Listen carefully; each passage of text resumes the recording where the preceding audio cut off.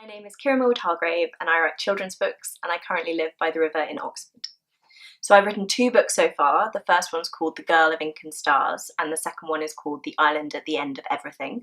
They're both adventure stories with female leads set on islands, but apart from that they're completely different.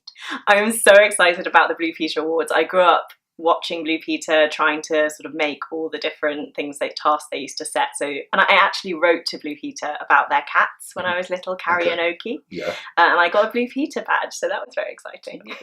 So The Island at the End of Everything is set on an island called Kulion, and it's about this little girl called Army who lives on this island with her mother, who is sick. And she's very happy, but one day this evil government official called Mr. Zamora comes to the island and says it's going to be turned into a leper colony. And Almi is sent across the sea, away from her mother, and she's never going to see her again. So of course she has to try and find her way home. It's based off real life events on this real place called Kulion that was the world's largest leper colony right up until 1998.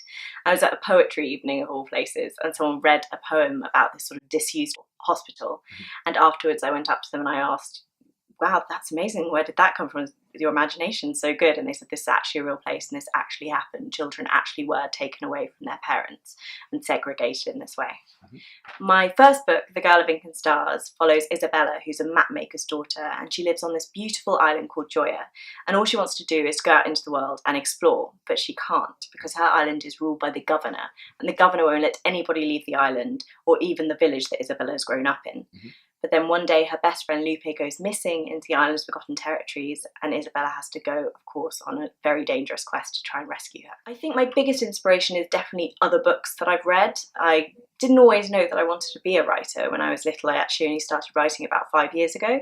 So my biggest inspiration was sort of growing up on amazing stories. I was a Harry Potter child. The first one came out when I was 7. The last one came out when I was 17, i.e. a qualified wizard.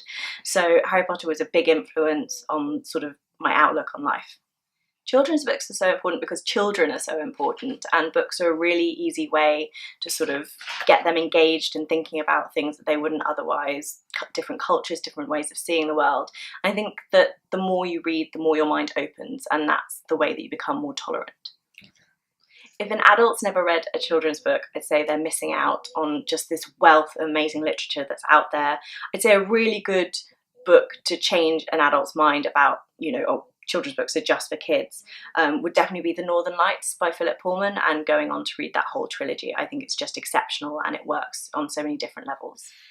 I'm Kiran Millwood Hargrave, and it's been really nice to talk to you today. This is my latest book, The Island at the End of Everything, currently shortlisted for the Blue Peter Book Award.